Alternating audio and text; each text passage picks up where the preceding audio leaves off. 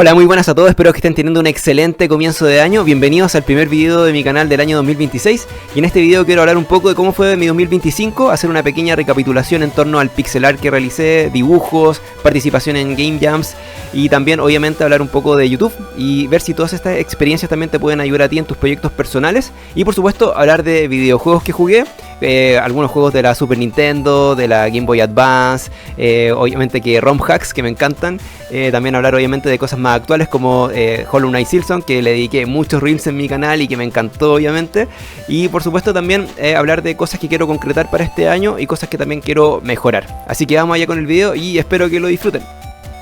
El año pasado comenzó intenso con un Game Jam llamado Boss Rush 2025. Para el que no los conozca, los jams son competencias que duran por lo general algunos días y tienes que desarrollar un videojuego de manera solitaria o con más personas. No te recomiendo competir solo a menos que seas Toby Fox, el creador de Undertale, y sepas programar, dibujar, hacer música y diseñar niveles todo por ti mismo. Así que lo recomendado es hacerlos con amigos que tengan diferentes habilidades y además siempre te dan un tema con el que tienes que desarrollar tu juego para ese jam en específico. En lo personal me encanta participar en este tipo de eventos, hacen que me sienta vivo realmente, aunque cuando los terminas sientes que has envejecido porque realmente es muy frenético todo lo que sucede en esos pocos días. Aquí participé con dos amigos, Nox y Berrucula, que les envío un saludo pese a que no hablen español. Y específicamente este jam duraba varias semanas, no solamente pocos días. Tenía muchas expectativas porque habían premios si quedabas entre los primeros 10 lugares, aunque más allá del premio quería demostrarle a mi familia que podía llegar lejos haciendo juegos. Y la verdad es que el resultado fue, bueno, relativamente. Salimos 31 de 850 proyectos. Había gente de muchas nacionalidades participando y realmente habían juegos increíbles en los primeros lugares. Todos muy profesionales. Aunque quedé un poco decepcionado con el resultado, luego de reflexionar y ver que no era un mal lugar después de todo, me lo tomé como algo positivo, ya que realmente fue una gran experiencia sin duda. El tema del jam era el spin, que podías interpretarlo de muchas formas. E hicimos un juego de plataformas inspirado en Sonic y Mega Man que se llamó finalmente Spin Overload. Creo que tuvimos problemas de comunicación iniciales. Pasamos muchos días discutiendo en mares de texto. En algunos momentos se pensó en abandonar el proyecto porque pasaban los días y no teníamos nada muy concreto. Aquí mi consejo es comenzar desde el minuto 1 dándolo todo, porque al comienzo ves que hay mucho tiempo disponible y la verdad es que siempre te va a faltar para hacer pruebas y pulir los juegos, sobre todo en los momentos finales del evento. En mi caso intenté hacer un pixel art con mucha resolución, lo que implica que las animaciones tardaron mucho en hacerse y eso en algún momento también atrasó al programador del equipo en ejecutar su trabajo, que necesitaba las referencias. Creo que pequé de ambicioso, pero bueno, los jams también sirven para experimentar y probar cosas nuevas y también arriesgarte obviamente. Hubieron otras competencias en el año con otros equipos, pero no logramos resultados tan buenos, no fueron experiencias tan como buenas para compartir. Surgieron complicaciones muy tontas, como que gente que no conocíamos muy bien dejaron el equipo a mitad del evento, por ejemplo, ya que muchas de las personas que conoces en los jams es a través de diferentes plataformas solamente y todo es muy informal e impersonal. No siempre te encuentras con personas que tengan tu mismo nivel de compromiso en la competencia. Por otro lado, las ideas que intentamos desarrollar eran ambiciosas para llevarlas a cabo en tan pocos días. Nos equivocamos un poco en pensar que podíamos hacerlo todo. Creo que lo mejor en ocasiones es tener una idea que no sea tan innovadora, pero que sí puedas llegar al fin de la competencia con un producto jugable y pulido. Puede ser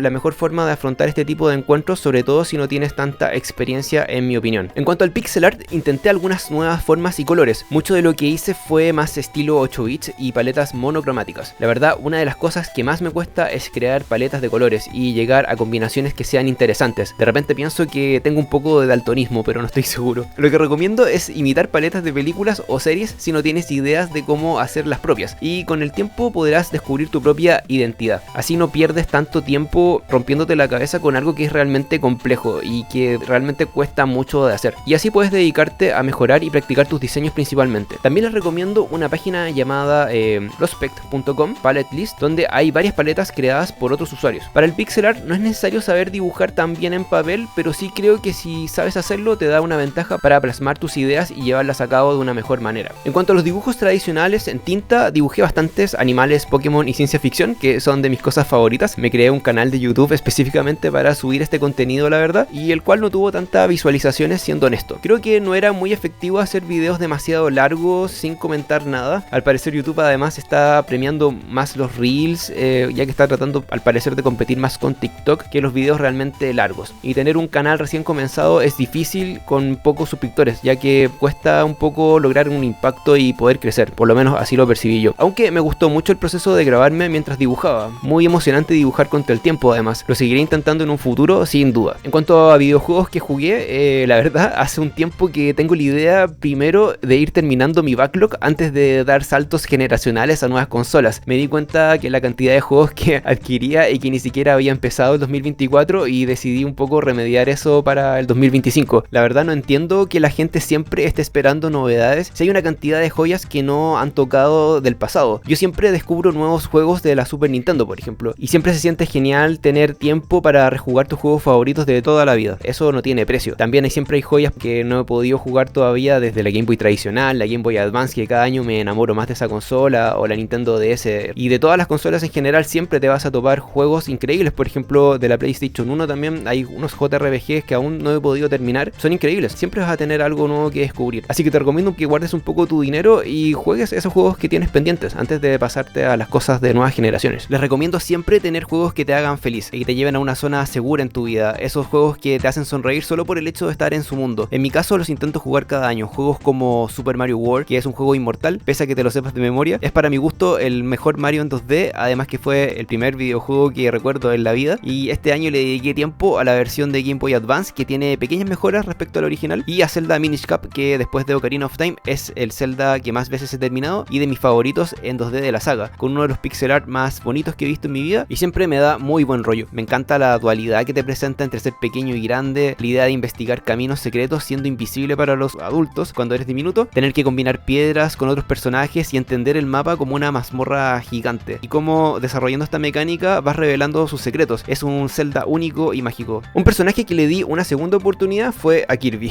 Pese a que lo conozco desde Super Smash de la Nintendo 64, recién este año logré engancharme más a él, cuando pude terminar el juego Planet Robobot de la 3DS a inicios del 2025, y se convirtió en mi juego favorito de este personaje. El de la Switch en 3D, por ejemplo, es muy bueno, pero creo que Kirby brilla más en lo que es 2D. Pese a que Robobot no es un Kirby tan tradicional, sí logró darme un impulso para probar los juegos más antiguos, como el de Game Boy Advance llamado Nightmare in Dreamland, que son juegos que ya había probado en su momento pero nunca terminé. Como digo, no me llamaba mucho la atención este tipo de juegos, y justo estos años, como me he dedicado a hacer juegos, lo comencé a ver con otros ojos. Realmente la mecánica de absorber es súper interesante porque te permite terminar el juego de diferentes maneras según las habilidades que va tomando el jugador. Es como si uno mismo pudiese colocar su propia dificultad y darte tus propios desafíos en el mismo juego. No sé cómo explicarlo, y se convierte en una aventura muy rejugable, aunque sean juegos relativamente fáciles en cuanto a su dificultad. Sin duda es una franquicia que voy a seguir explorando y haciendo arqueología para ver qué otras maravillas me puedo encontrar ahí. El 2025 también encontré los juegos de Ganbare Goemon en español traducidos por un héroe sin capa,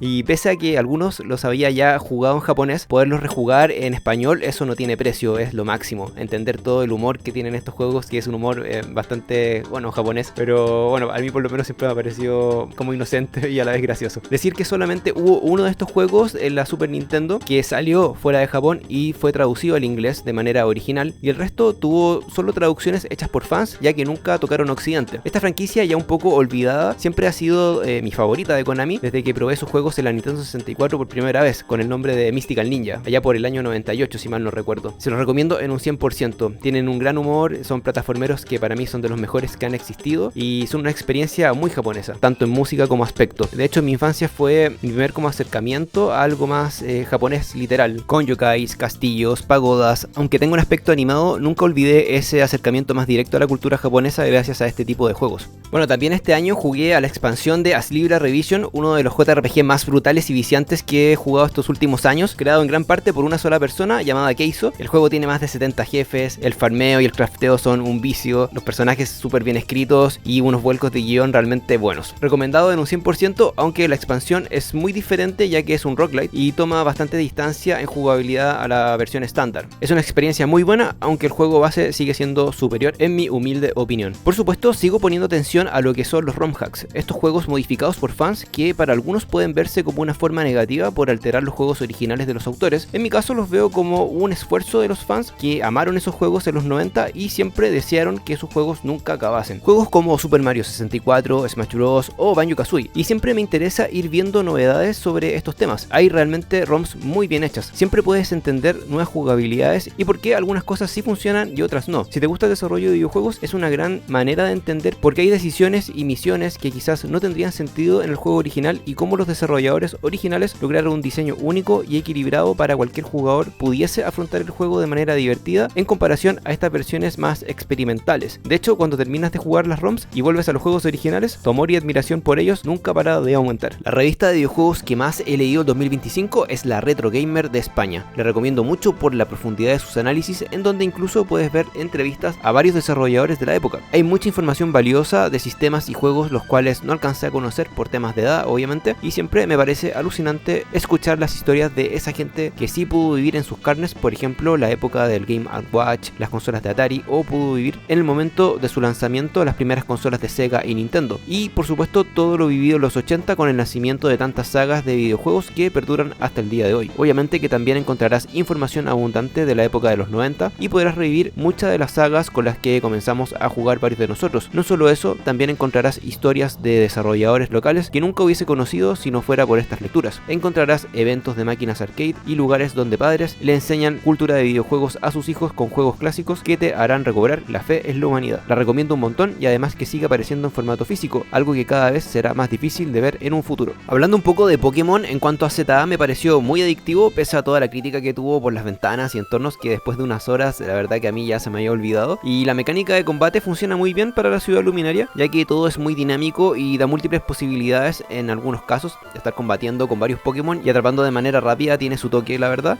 Puedes pasar de una azotea y otros niveles rápidamente. La verticalidad del juego está muy bien para mi gusto y el foco de este juego son los combates contra otros entrenadores y se siente muy bien, aunque si vas muy leveleado muchos combates se hacen demasiado cortos, pero creo que bueno, ahí uno mismo tiene que equilibrar un poco la dificultad. Este juego no me pareció mejor que Arceus y por supuesto esta nueva forma de combate más acción RPG no reemplaza a las mecánicas de clásicas por turnos, en el cual siempre he sentido mucha más emoción, tensión y dificultad. Los combates clásicos tienen realmente una épica irreemplazable para la saga y de hecho volví a jugar Pokémon Esmeralda y Platino después de varios años, después de terminar ZA. Siempre hay algo muy genial en volver a jugar los juegos de Pokémon, porque si comienzas con otro starter o si tu equipo varía radicalmente al equipo que tenías la primera vez que lo jugaste, tu experiencia cambia y eso es siempre genial y lo hace muy rejugable. Siempre me ha gustado mucho el diseño del mundo de estos juegos, cómo se desarrolla la historia de ambos, la dificultad que tienen y sobre todo la cosmología de Platino y su villano principal, que siempre me ha parecido de los mejores villanos de la saga, junto a N, pero ese ya es de la quinta generación, así que vamos a dejarlo por hoy con Pokémon y en un futuro quizás hable más largo y tendido de esta saga. Pese a que el 2024 volví a jugar StarCraft 1, que es el vicio de mi vida, al cual le dediqué más de una década, el 2025 preferí mantenerme al margen y principalmente dedicarme a ver contenido de YouTube, tanto de pro gamers coreanos y streamers latinoamericanos, aunque hace unos meses hice una excepción y participé en un torneo en donde jugué con Zerg, una raza con la cual nunca había participado en nada, pero me preparé bien y logré ganar la final. Se sintió tremendo, aunque luego de eso volví rápidamente a mi rutina de solo ver partidas antes de caer en el vicio. Decir solamente que un grande StarCraft que me ha dado diversión desde el año 2000. Les dejo un saludo que me envió mi jugador favorito Snow hace tiempo. Metroid Prime 4 fue el gran castigado del año 2025. Lo jugué con una mente abierta, entendiendo que mucho de lo que los veteranos consideraron algo muy malo, yo lo vi como un intento de Retro Studios de capturar nuevas audiencias. Después de 18 años la industria ha cambiado bastante desde Prime 3. Por eso vemos estos intentos de que Samus interactúe con más NPC, elementos rupturistas como la moto y el desierto. Un intento de los desarrolladores de adaptarse a un público de otra generación que tiene gustos distintos al de los 2000. Recordemos también que Metroid tiene una cantidad de fans súper acotado a nivel histórico. Aunque personalmente disfruté de este juego, hay que reconocer que abandona un poco los principios de la línea Prime principal, que siempre habían tenido una preocupación al detalle por los puzzles y diseños de niveles por sobre la acción, lo que hacía que estos juegos tuviesen esa identidad única que se distanciaba de otros FPS y lograban un equilibrio perfecto en las anteriores entregas, sobre todo en Prime 1 y 2. Algo que brilla mucho en Prime 4 son los jefes, que son muy divertidos y tienen muchas mecánicas muy interesantes. La música, que siempre es top en estos juegos, y el rendimiento que logra la Switch 1 es realmente increíble, pese a que Prime 4 es mucho más complaciente con el jugador a diferencia de Prime 2, que no tiene piedad por supuesto. Sí, hay zonas muy interesantes como la que para mi gusto es la mejor del juego, que es la del cinturón glacial, que retoma la filosofía del juego más clásica por momentos, de soledad, misterio y puzzles, etc. Si no conoces lo que son los Metroid Prime y vienes de sagas como Halo, que están más focalizadas en la acción, seguro que Prime 4 es el más accesible para ti y puede ser un gran comienzo para introducirte en la saga y luego ir por títulos más complejos. Hollow Knight Silksong fue mi juego favorito del 2025 y que a diferencia de Metroid Prime 4, este juego confía mucho en el jugador. Team Cherry sabe que no necesita capturar nueva audiencia porque tiene millones de fans, así que hicieron el juego bajo sus propios términos y les salió increíble. Confiaron siempre que que aunque el jugador se enfrentara a retos complejos, podría salir adelante y superarlos. De hecho, este juego eleva el gusto y el nivel de la industria en el apartado de los combates, ya que forzaron incluso a la prensa a experimentar grandes penalizaciones a la hora de combatir, por ejemplo, la primera vez la última jueza, y se atrevieron a bajarle la nota por este tipo de detalles, evidenciando lo poco dedicado que son estos pseudo periodistas. Lo divertido es que muchos consideraron un mal diseño al estar alejado del punto de descanso del jefe, pero la verdad fue totalmente intencional, ya que aumentaba la tensión en el jugador como si se tratara de un juego de la NES o arcade, en donde morir se sentía realmente fatal. Tim Cherry se dio un gustazo y me encantó. Por otro lado, los 3 actos están muy bien hechos y cada uno transmitía diferentes sensaciones, por lo que volver a recorrer ciertos lugares del mapa siempre fue un gusto haciendo backtracking, intentando completar todo al 100%. Por supuesto, el más emocional es el acto 3 con un final totalmente inesperado. El juego es lo máximo en cada apartado que nos presenta, los combates, el mapeado, lo visual, la música. Me gustó más que el primero incluso, y Hornet no solo es más rápida, sino que el arsenal de herramientas es tremendo y las posibilidades que tiene con los blasones fue una decisión súper acertada, ya que te permite encontrar tu propio estilo de combate y también te ofrece mucha rejugabilidad. Y no podía dejar de hablar de Yokai Watch. Comencé jugando el videojuego a inicios del 2025 en la 3DS y que junto al anime fueron mis descubrimientos del año. Y no bromeo, nunca les había dado una oportunidad a esta franquicia. Es un vicio comenzando por su mundo muy japonés que solo saben hacer los de Level 5. La mecánica para hacerte amigo de los yokai es súper novedosa, los combates de equipos de 6 a la vez y en la pantalla táctil son oro puro. Tiene mucho contenido, desde canjear monedas en una máquina hasta un postgame que tiene una excelente dificultad. El anime es de esos que siempre te sacan una sonrisa, además es un muy buen complemento para profundizar en la personalidad de los personajes. Y de mis películas favoritas recomiendo la que Nate viaja al pasado y conoce a su antepasado, valga la redundancia. Y una escena memorable de la segunda película que recuerdo y que nunca me voy a olvidar, yo creo, es cuando Alba se reencuentra con mi personaje favorito, que es Givanian. Realmente no te vas a arrepentir si le das una oportunidad a Yokai Watch. Y sobre mis expectativas para el 2026, y para ir cerrando también, poder terminar el juego Octopath Traveler 2, que lo dejé a medio hacer hace mucho tiempo. Deseo terminar toda la serie de Mega Man Battle Network, que me encanta su sistema de combate e historia, pero nunca he podido terminar la serie completa, ya que son 6 entregas y son, bueno, bastante largas de concretar. Y también quiero conocer la saga Yakuza, ya que tengo el Like a Dragon